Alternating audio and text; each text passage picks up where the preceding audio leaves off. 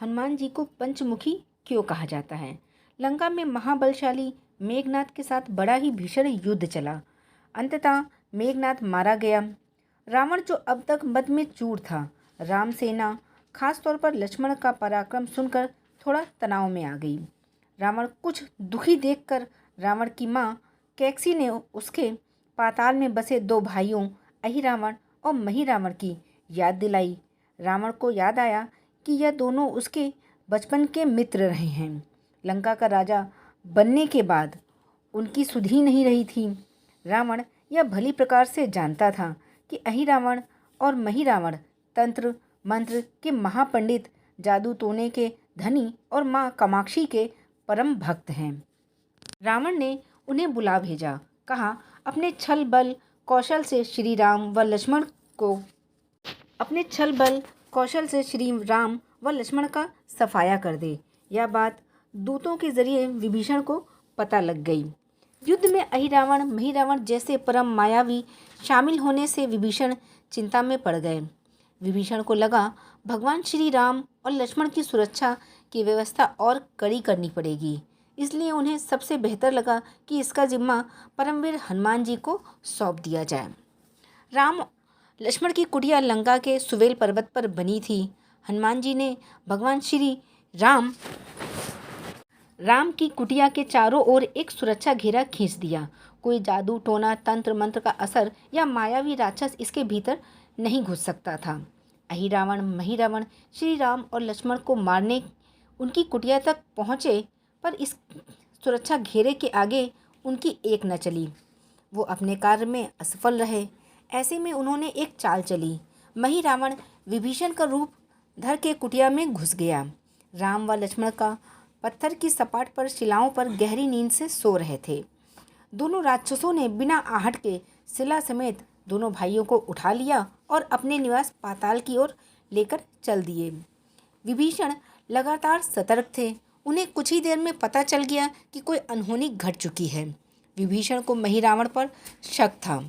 उन्हें राम और लक्ष्मण की चिंता सताने लगी। विभीषण ने हनुमान जी को महिरावण के बारे में बताते हुए कहा कि वे उसका पीछा करें।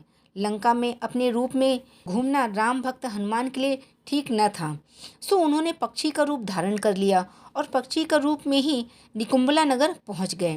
निकुंभला नगरी में पक्षी रूप धरे हनुमान जी ने कबूतर और कबूतरी को आपस में बात करते हुए सुना। कबूतर कबूतरी से कह रहा था कि अब तो रावण की जीत पक्की है। अहिरावण व महिरावण राम लक्ष्मण को बलि चढ़ा देंगे, बस सारा युद्ध समाप्त हो जाएगा। कबूतर की बातों से बजरंगबली को ये पता चल गया कि दोनों राक्षस राम लक्ष्मण को सोते में ही उठाकर कामाक्षी देवी के बलि चढ़ाने पाताल लोक ले गए हैं। हनुमान जी वायु के वेग से रसातल की ओर बढ़े और तुरंत ही वहां पहुंच गए। हनुमान जी को रसातल में प्रवेश द्वार पर एक अद्भुत पहरेदार मिला। इसका आधा शरीर वानर का और आधा मछली का था। उसने हनुमान जी को पाताल में प्रवेश करने से रोक दिया। द्वार पर हनुमान जी से बोला कि मुझको परास्त किए बिना तुम भीतर नहीं जा सकते। तुम्हारा भीतर जाना असंभव है। दोनों में लड़ाई ठन गई। हनुमान जी की आशा के विपरीत यह बड़ा ही बलशाली और कुशल योद्धा था। दोनों ही बड़े शक्तिशाली थे, बलशाली थे। दोनों में बहुत भयंकर युद्ध हुआ, परंतु बाद में बजरंगबली के आगे उसकी एक न चली। आखिरकार हनुमान जी ने उसे हरा दिया और उस द्वारपाल की प्रशंसा करने से भी नहीं रह पाए, उसकी प्रशंसा भी की। हनुमान जी ने उस वीर से पूछा, वीर तुम अपना परिचय दो। तुम्हारा स्वरूप भी कुछ ऐसा है कि उससे कौतूहल हो रहा है। उस वीर ने उत्तर दिया, मैं हनुमान का पुत्र हूँ और एक मछली से पैदा हुआ हूँ। मेरा नाम मकरध्वज है। हनुमान जी ने सुना तो आश्चर्य में पड़ गए। वह वीर की बात सुनने लगे। मकरध्वज ने कहा, लंका दहन के बाद हनुमान जी अग्नि शांत करने पहुँचे। उनके शरीर से पसीने के रूप में तेज गिरा। उस समय मेरी माँ ने आहार के लिए मुख खोला था। वह तेज मेरी माता ने अपने मुख में ले लिया और वो गर्भवती हो गई। उसी से मेरा जन्म हुआ। हनुमान जी ने जब यह सुना तो मकरध्वज को बताया कि वही हनुमान हैं। मकरध्वज ने हनुमान जी के चरण स्पर्श किए। हनुमान जी ने भी अपने बेटे को गले लगाया। वहाँ आने का पूरा कारण बताया। उन्होंने अपने पुत्र से कहा, अपने पिता के स्वामी की रक्षा की सहायता करो। मकरध्वज ने कहा, हनुमान जी को बताया कि कुछ ही देर में राक्षस बलि के लिए आने वाले हैं। बेहतर होगा आप रूप बदलकर कामाक्षी के मंदिर में जाकर बैठ जाएं। उनकी सारी पूजा झरोके से करने को कहें। हनुमान जी ने पहले तो मधुमक्खी का वेश धरा और माँ कामाक्षी के मंदिर में घुस गए। हनुमान जी ने माँ कामाक्षी को नमस्कार कर सफलता की कामना की और फिर पूछा, हे माँ, क्या आप वास्तव में श्री राम जी और लक्ष्मण जी की बलि चाहती हैं? हनुमान जी के इस प्रकार प्रश्न पर कामाक्षी ने उत्तर दिया कि नहीं, मैं तो दुष्ट अहिरावण व महिरावण की बलि चाहती हूँ। यह दोनों मेरे भक्त तो हैं, पर अधर्मी और अत्याचारी भी हैं। आप अपने प्रयत्न करो, सफल रहोगे। मंदिर में 5 दीप जल रहे थे। अलग अलग दिशाओं और स्थान पर माँ ने कहा, यह दीप अहिरावण ने मेरी प्रसन्नता के लिए जलाए हैं। जिस दिन ये एक साथ बुझा दिए जा सकेंगे, उसका अंत सुनिश्चित हो सकेगा। इस बीच गाजे बाजे का शोर सुनाई पड़ने लगा। अहिरावण और महिरावण बलि चढ़ाने के लिए आ रहे थे। हनुमान जी ने भी माँ कामाक्षी का रूप धरा। अब अहिरावण और महिरावण मंदिर में प्रवेश करने ही वाले थे। हनुमान जी का महिला स्वर गूंजा। हनुमान जी बोले, मैं कामाक्षी माता बोल रही हूँ।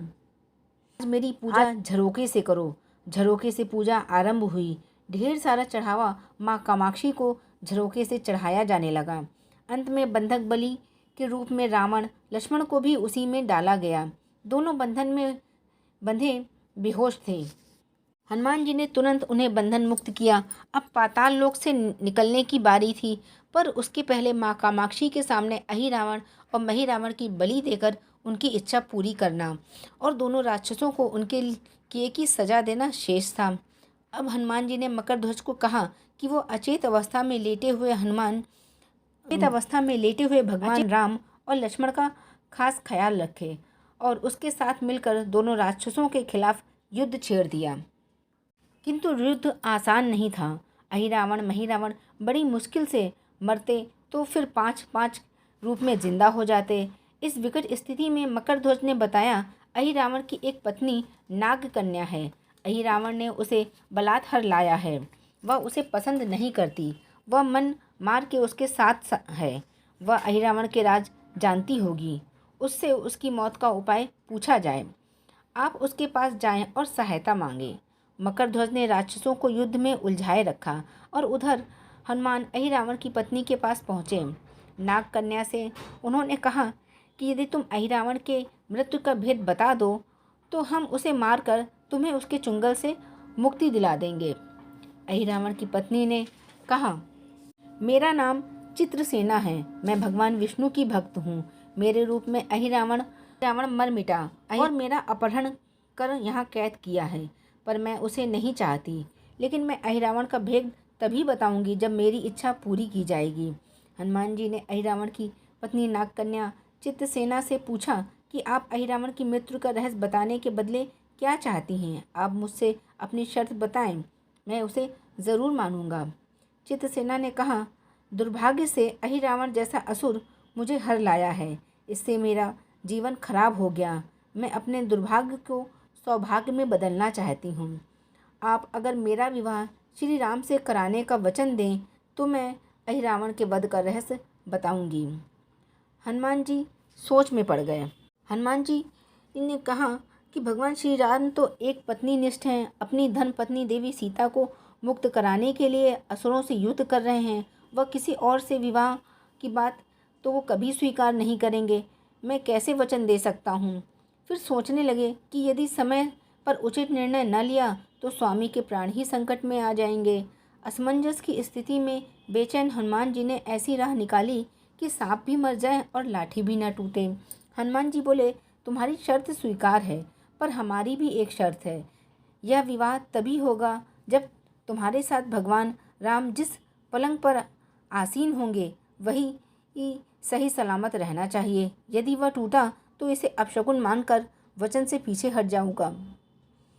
जब महाकाय अहिरावण के बैठने से पलंग नहीं टूटता तो भला श्री राम के बैठने से कैसे टूटेगा? यह सोचकर चित्रसेना तैयार हो गई। उसने अहिरावण समेत सभी राक्षसों के अंत का सारा भेद बता दिया। चित्रसेना ने कहा, दोनों राक्षसों के बचपन की बात है। इन दोनों के कुछ शरारती राक्षस मित्रों ने कहीं से एक भ्रामरी को पकड़ लिया। मनोरंजन के लिए वे उसे भ्रामरी को बार बार कांटों से छेड़ रहे थे। ब्राह्मणी साधारण ब्राह्मणी न थी, वह बहुत ही मायावती थी, किंतु किसी कारणवश वह पकड़ में आ गई। ब्राह्मणी की पीड़ा सुनकर अहिरावण और महिरावण को दया आ गई और अपने मित्रों से लड़कर उसे छुड़ा दिया। मायावी ब्राह्मणी का पति भी अपनी पत्नी की पीड़ा सुनकर आया था। अपनी पत्नी की मुक्ति से प्रसन्न होकर उस भौरे ने वचन दिया था कि तुम्हारे उपकार का बदला हम सभी ब्राह्मण जाति मिलकर चुकाएंगे। ये भौरे अधिकतर उसके शयन कक्ष के पास रहते हैं। ये सब भारी संख्या में हैं। दोनों राक्षसों को जब भी मारने का प्रयास हुआ और ये मरने को हो जाते हैं, तब भ्रमर उनके मुख से एक बूंद अमृत डाल देता है। उस अमृत के कारण ये दोनों राक्षस मरकर भी जिंदा हो जाते। इनके कई कई रूप उसी अमृत के कारण हैं। इन्हें जितनी बार फिर से जीवन दिया गया, उनके उतने ही नए स्वरूप बन गए। इसलिए आपको पहले इन भावरों को मारना होगा। हनुमान जी रहस्य जानकर लौटे। मकरध्वज ने अहिरावण को युद्ध में उलझा रखा था, तो हनुमान जी ने भावरों का खात्मा शुरू कर दिया। वे आखिर हनुमान जी के सामने कहाँ तक टिकते। जब सारे भ्रमर खत्म हो गए तो केवल एक बचा, तो वह हनुमान जी के चरणों में लौट गया। उसने हनुमान जी से कहा, प्राण रक्षा की याचना की। हनुमान जी भी पसीज गए। उन्होंने उसे क्षमा करते हुए एक काम सौंपा। हनुमान जी बोले, मैं तुम्हें प्राण देने का वचन देता हूँ, पर इस शर्त पर कि तुम सब यहाँ से तुरंत चले जाओगे और अहिरावण की पत्नी के पलंग की पार्टी में घुसकर जल्दी से जल्दी उसे पूरी तरह खोखला बना दोगे। भवरा तत्काल चित्रसेना की पलंग की पार्टी में घुसने के लिए प्रस्थान कर गया। इधर अहिरावण महिरावण अपने चमत्कार के लुप्त होने से बहुत अचरज हुआ, पर उन्होंने मायावी युद्ध जारी रखा। भ्रमरों को हनुमान जी ने समाप्त कर दिया। हनुमान जी और मकरध्वज के हाथों शीघ्र ही दोनों राक्षस मारे गए। इसके बाद उन्होंने श्री राम और लक्ष्मण जी की मूर्छा दूर करने के उपाय किए। दोनों भाई होश में आए। चित्रसेना भी वहां आ गई। हनुमान जी ने कहा, प्रभु, अब आप अहिरावण और महिरावण के छल और बंधन से मुक्त हो गए हैं, पर इसके लिए हमें इस नाग कन्या की सहायता लेनी पड़ी। अहिरावण इसे बलपूर्वक उठा लाया था। वह आपसे विवाह करना चाहती है। कृपया उससे विवाह कर अपने साथ ले चलें। इससे उसकी मुक्ति भी मिलेगी उसे। श्री राम हनुमान जी की बात सुनकर चकराए। इससे पहले वह कुछ कह पाते, हनुमान जी ने कह दिया कि भगवान, आप तो मुक्तिदाता हैं। अहिरावण को मारने का भेद इसी ने बताया है। इसके बिना हम उसे मारकर आपको बचाने में सफल नहीं हो पाते। कृपा निधान इसे भी मुक्ति मिलनी चाहिए। परंतु आप चिंता न करें, हम सबका जीवन बचाने वाले के प्रति बस इतना कीजिए कि आप बस इसके साथ पलंग पर बैठिए, बाकी काम मैं संपन्न करवाता हूँ।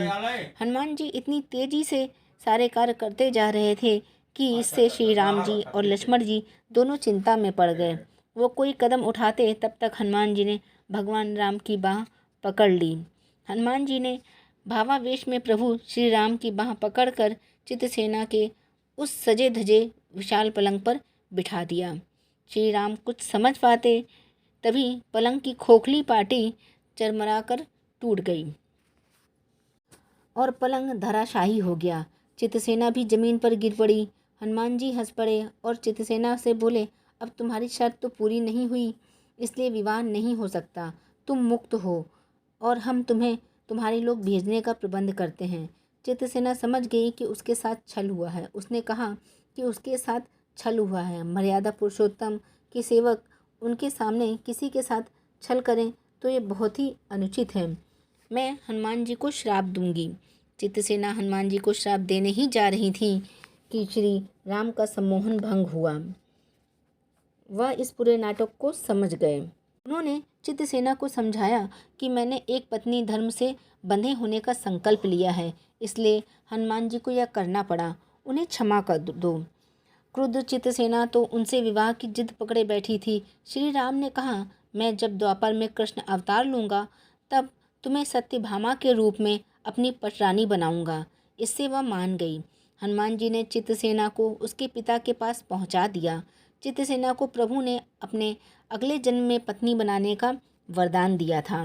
भगवान विष्णु की पत्नी बनने की चाह में उसने स्वयं को अग्नि में भस्म कर लिया। श्री राम और लक्ष्मण मकरध्वज और हनुमान जी सहित वापस लंका में सुवेल पर्वत पर लौट आए। बोलिए हनुमान जी की जय।